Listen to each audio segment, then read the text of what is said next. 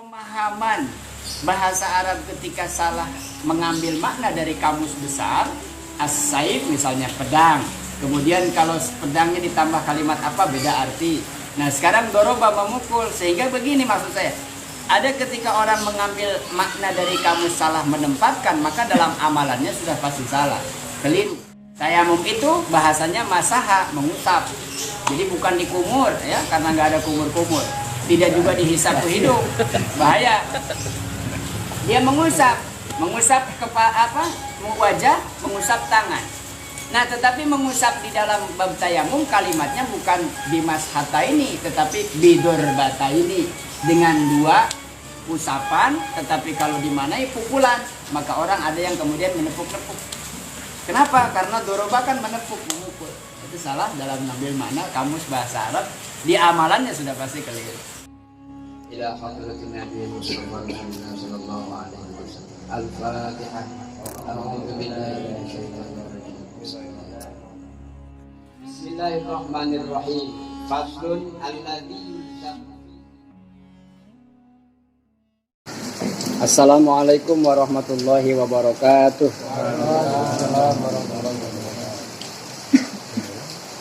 Ila hadratin Nabi Mustafa Rasulullah sallallahu alaihi wasallam wa nahsu khasatan sahibu hadzal kitab biratul nasihin nafa'ana Allah bi ulumi wa bi barakati masyayikh fi din sanadin.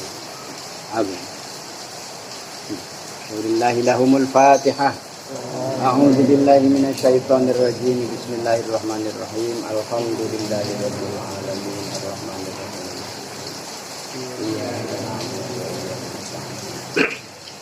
Alladzina an'amta 'alaihim ghairil maghdubi 'alaihim waladdallin. Bismillahirrahmanirrahim. Bagian kedua dari keutamaan Lailatul Qadar sebagai penutup pengajian pasaran. Dalam satu hadis Rasulullah sallallahu alaihi wasallam bersabda, "Yunzalu fi Lailatul Qadri arba'atu alwiyah." Alwiyatun itu jamak dari liwaun. Liwaun itu bendera. Diturunkanlah pada malam Lailatul Qadar 4 bendera. Yang pertama liwaul hamdi, yaitu bendera pujian. Yang pertama bendera pujian, bendera alhamdu. Waliwaul rahmati, yang kedua bendera rahmat. Waliwaul maghfirati, yang ketiga bendera maghfirah atau ampunan. Waliwaul karomati, dan bendera karomah, kemuliaan. Wa ma'akul liwain, dan di setiap bendera itu sab'una alfi malakin. Wa ala kulli liwain maktubun, dan setiap bendera tercatat, tertulis kalimat La ilaha illallahu Muhammadur Rasulullah.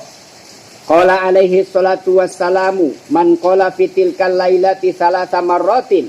Barang siapa orang yang membaca 3 kali pada malam Lailatul Qadar, membaca apa? Ya ini tadi. La ilaha illallah Muhammadur Rasulullah, membaca 2 kalimah syahadat. Berarti istilahnya ada disebut tahlil, kalimah thayyibah. Membaca la ilaha illallah Muhammadur Rasulullah, ghufira lahu biwahidatin. Maka 3 kali berzikir membaca la ilaha illallah, ini minimal, batas minimal. Kalau lebih banyak lebih bagus. Wa anjahu minan nar, diselamatkanlah dia dari api neraka setelah diampuni oleh Allah, diberikan rahmat, ampunan, kemudian diselamatkan dari api neraka biwahidatin, dengan 1 kali. Jadi 3 kali itu, kalau yang pertama baca la ilaha illallah Muhammadur Rasulullah adalah Allah berikan ampunan. La ilaha illallah Muhammadur Rasulullah yang kedua, Allah selamatkan dari api neraka. Dan la ilaha illallah Muhammadur Rasulullah yang ketiga adalah dimasukkan ke dalam surga. Fayan sobu liwaul muhamdi, kemudian tegaklah bendera alhamdu. Di mana ditegakkan bendera itu? Bainas sama'i wal ard, antara langit dan bumi. Waliwaul maghfirati, dan ditegakkan, didirikan tiang bendera maghfirah ala qabrin nabi alaihi salatu wassalam, di atas kuburan Rasulullah sallallahu alaihi wasallam. Waliwaul rahmah, dan bendera rahmat fauqal Ka'bah, di atas Ka'bah. Waliwaul karomah, dan bendera karomah kemuliaan fauqas sakhrah fi Baitul Maqdis, di Baitul Maqdis. Wa kullu wahidin minhum yaji'u fi tilkal lailati ala babil muslimina, dan setiap bendera-bendera itu berkibar, dibawa oleh malaikat berkeliling di pada malam Lailatul Qadar ke setiap pintu rumahnya kaum muslimin. Sab'ina marratan yusallimu alaihim. 70 kali setiap rumah didatangi oleh malaikat yang membawa bendera 4 tadi. Alhamdu, maghfirah, rahmat, dan karomah. Sebanyak 70 kali mengucapkan salam kepada mereka. Wa an Wahab bin Manabbah annahu qala, diceritakan hikayat cerita kana abidan, ada seorang abid, kana abidun fi Bani Israel, pada masa Bani Israel, Abdullah abadallah, dia mengabdi, menghamba, beribadah kepada Allah, salasumi'ati sana, 300 tahun, waroja, dan dia berharap ayyuhiya ilaihi, ada seorang hamba ahli ibadah pada zaman Bani Israel. Dia beribadah selama 300 tahun, dan apa yang dimintanya kepada Allah adalah turunnya wahyu kepadanya. Jadi orang ini meminta supaya Allah menurunkan wahyu kepada orang ini atau ahli ibadah. Wa qad ambatallahu ta'ala lahu nakhlatun tasmiru kullu lailatin ma yakfihi wa kana qalbuhu mutmainnan ilaihi. Kemudian Allah tumbuhkan di satu padang, di satu lapangan luas, satu pohon yang tumbuh buah-buahnya sangat lebat. Kullu lailatin ma yakfihi wa kana qalbuhu mutmainnan ilaihi. Ada seorang ahli ibadah selama 300 tahun dia beribadah kepada Allah, yang dimintanya satu, supaya Allah menurunkan wahyu kepadanya. Ya, kalau wahyu kan hanya para nabi dan rasul. Nah, itu dia berharap supaya turun wahyu, maka Allah berikan kepada dia bukan wahyu, tetapi ditumbuhkanlah satu pohon di padang, satu lapangan luas, ditumbuhkanlah buah-buahan yang lebat. Setiap malam dia juga menikmati hasil buah itu dan menenangkan hatinya. Falam yuha ilaihi, tetapi tidak pernah Allah memberikan wahyu kitab atau wahyu kepada orang itu. Fanu dia Inilah uhiya ila rajulin. Kemudian di saat dia beribadah, di tengah ibadah itu ada suara panggilan dengan mengatakan, sesungguhnya aku la uhiya, tidak akan pernah memberikan wahyu. Aku tidak akan pernah mewahyukan kepada seseorang yang hatinya tenang, nyaman, puas, tetapi bukan karena Allah. Dia menyembah, mengabdi, beribadah 300 tahun, berharap supaya wahyu turun. Tiba-tiba ada suara yang memanggil, menyampaikan bahwa sesungguhnya Allah atau aku tidak akan pernah memberikan wahyu kepada seseorang yang hatinya tenang, tetapi bukan karena mengingat Allah. Begitu. Qala ya Rabbi ma yatma'innu bihi qalbi. Kalau begitu ya Allah, apa yang membuat hatiku tenang? Faqila bisyajarah. Lantas Allah tahu bahwa dia itu tenang bukan karena mengingat Allah, tetapi karena ada satu pohon yang mencukupi kebutuhan hidupnya. Pohonnya lebat, buahnya dimakan setiap hari. Dengan begitu dia merasa tenang, nyaman. Nah, maka Allah tahu, aku akan turunkan wahyu, tapi bukan pada orang yang tenang, bukan karena mengingat Allah Subhanahu wa Ta'ala. Maka dia bertanya, lalu apa yang membuat saya tenang selama ini? Kata Allah jawab, fakila bisyajarati allati ta'kulu minha. Kamu tenang itu karena hidupnya cukup, gak punya kekurangan, mau apa aja ada. Jadi bukan karena ingat Allah. Jadi kok saya tenang banget ini. Nah gitu, nyamannya kita itu karena apa? Makanya dalam prinsip tauhid, ketika seseorang berlebihan kekhawatiran, takut menghadapi kehidupan ini, kata Allah, sama dengan ketika dia meragukan tentang kekuasaan Allah yang sudah membagi, memenuhi rezeki semua makhluk, hatta dawab fil ard, sampai binatang melata itu sudah diberikan rezekinya. Ada kekhawatiran, ketakutan, tetapi jangan berlebihan ketika kita selalu bersandar kepada Allah Maha Pemberi rezeki. Nah, jadi orang ini merasa tenang, disangkanya, ngerasanya tuh karena ingat Allah. Tapi Allah tahu, kamu tenang itu karena kamu merasa cukup dari buah yang aku tumbuhkan, sehingga kamu kenyang dan kamu tenang menjalani kehidupan. Bukan karena mengingat aku. Qala faqata'atil kasyajarah wa syar'a fil ibadah. Tidak berhenti sampai di situ. Saking dia inginnya mendapatkan pengakuan dari Allah sebagai hambanya, akhirnya dia nggak mau pohon itu jadi fitnah. Dia potong itu pohon, ditebangnya pohon karena gara-gara kamu, saya dianggap oleh Allah tenang bukan karena zikir kepada Allah, tapi karena pohon ini. Ditebanglah itu pohon wa syar'a fil ibadah. kemudian dia melanjutkan ibadahnya tanpa ada pohon lagi. Itu kalau contoh buat kita di saat kita lapang, semangat ibadah gitu, karena merasa kehidupan tercukupi. Anak istri sehat, SPP sekolah lancar, anak beli tas udah, kerjaan lancar, gaji normal gitu. Istri sehat, rumah aman, tagihan aman, semuanya lancar. Dan ketika Allah berikan satu kekurangan, masihkah kita bisa istiqomah dalam ketaatan? Itu contohnya seperti itu. Inni inna li ibadi lailatun hiya lailatul qadri faqala lahu rabbuhu, kemudian Allah berkata, inna li ibadi, sesungguhnya bagi hamba-hambaku di lailatun memiliki satu malam. Hambaku telah aku berikan satu malam di mana hiya lailatul qadri khairun min ibadatika kulliha. Allah kemudian mengatakan kepada hamba ini pada Bani Israel, wahai hambaku, sesungguhnya ada hambaku nanti di kemudian setelah engkau yang beribadah 300 tahun ini, ada yang lebih baik dari nilai ibadahmu selama 300 tahun. Siapa? Adalah hambaku umatnya Rasulullah yang bertepatan menemukan dengan Lailatul Qadar. Khairun min ibadatika kulliha, yang disebutkan Allah khairun min alfi syahr, lebih baik daripada 1000 bulan. Itu dipermudah syariat Nabi ini. Wa qala ba'dul ulama, sebagian ulama mengatakan huna nuktatun syarifatun, di dalam cerita tadi, dalam bab Lailatul Qadar ini terdapat catatan yang sangat baik, yang sangat mulia. Wa dzalika anna Nuhan alaihi salatu wassalam, sesungguhnya Nabi Nuh alaihi salatu wassalam berdakwah, mengajak al-khalqa kepada hamba atau kepada manusia, al-fasanah, yaitu selama 1000 tahun. Wa anta ya Muhammad da'autal khalqa, sementara Allah menyuruh, memerintahkan kepada Nabi Muhammad untuk berdakwah salasan wa ishrina sanah, 23 tahun.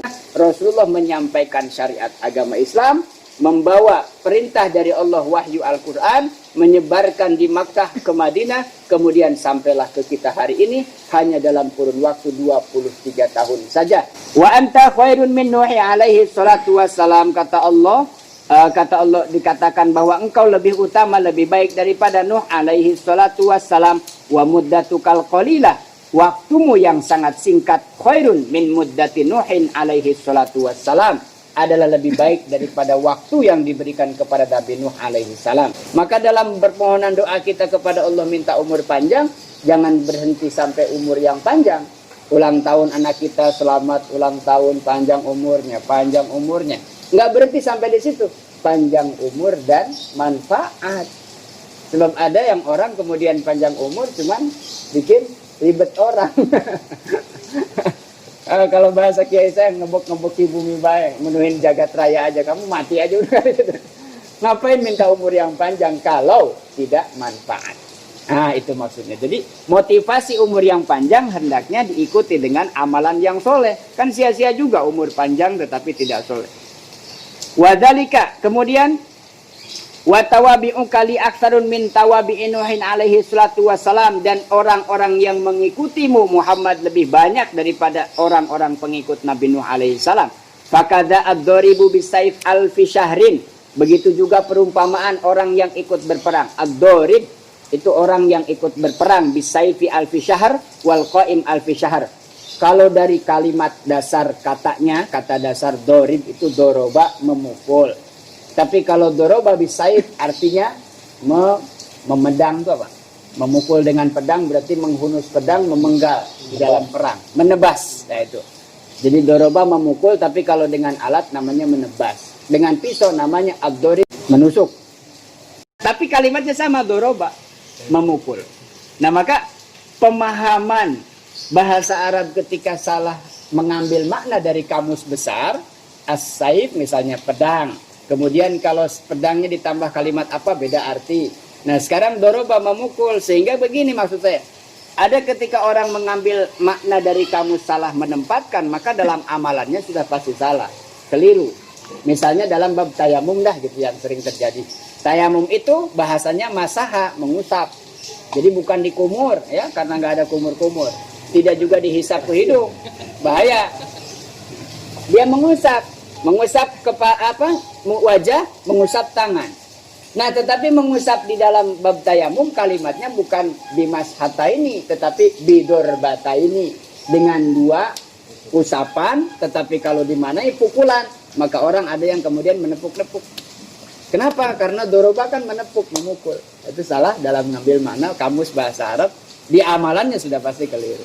Maka harus bisa bedain mana membasuh, mana mengusap. Ghuslul wajhi, membasuh wajah. Catatannya airnya mengalir, itu namanya membasuh. Jadi nggak cukup wudhu membasuh wajah dengan air di tangan, tidak ada tampungan air, kemudian diusapkan. Nggak cukup, berarti nggak sah, karena bukan membasuh. Sebetulnya di dalam membasuh wajah, ya airnya harus mengalir. Beda dengan kepala, harus mengusap begitu. Mengusap berarti tidak usah ada air yang mengalir, cukup dengan air yang membasahi kepalanya atau kulit kepala. Nah, itu pemahaman di dalam pengambilan bahasa saja. Ad-dorib fi saif artinya bukan orang yang memukul dengan pedang, tetapi mereka yang menghunus pedang. Lebih jelasnya mereka yang ikut berperang gitu. Karena senjatanya bahkan bukan cuma pedang, ada panah, ada apa, tapi simbolnya dengan pedang. Mereka yang ikut berperang di jalan Allah selama 1000 bulan. Mereka ikut berperangan selama 1000 bulan. Wal qaim alfu syahrin, juga orang yang qiyamul lail 1000 bulan. Wa in kana katsiran, bahkan lebih dari itu.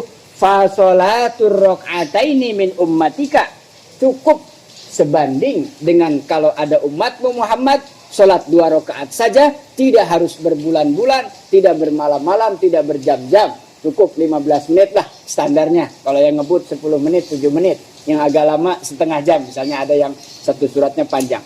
Cukup itu sebanding dengan 2 rakaat sholat sunnah. Di mana wa in kanat qalilatan fitil kalailah afdalu min dzalika kullih. Lebih utama dibanding tadi 1000 bulan. Dia mengikuti qiyamul lail. Bahkan tadi 300 tahun beribadah full. Tidak ada meninggalkannya. Liya'lamal khalaik anna fadli wa rahmati ala Muhammadin. Sesungguhnya ini untuk diberitahukan kepada seluruh makhluk. Sesungguhnya keutamaanku, anugerahku, wa rahmati dan rahmatku ala Muhammadin kepada Muhammad, Nabi Muhammad sallallahu alaihi wasallam, wa ummatihi, pastilah dengan umatnya. Afdalu min rahmati ala jamil khalaik, lebih utama anugerah Allah dibanding kepada seluruh makhluknya. Faqala ba'duhum ikhtalafu fi waqtiha, adapun perbedaan pandang di dalam waktu kapan itu Lailatul Qadar. Faqala ba'duhum, sebagian para ulama mengatakan innaha kanat fi ahdi Rasulillah sallallahu alaihi wasallam tsumma rufi'at wa dhahaba ammatul masyayikh ila annaha baqiyatun ila yaumil qiyamah. Diceritakan sebagian sesungguhnya waktunya Lailatul Qadar fi ahdi Rasul, pada zamannya Rasulullah sallallahu alaihi wasallam. Waqtalafu fi tilkal lailah, dan mereka berbeda pandang dalam waktu Lailatul Qadar. Faqala ba'dhum awwalu lailatin min Ramadan, bahkan sebagian ada yang berpendapat di awal bulan Ramadan.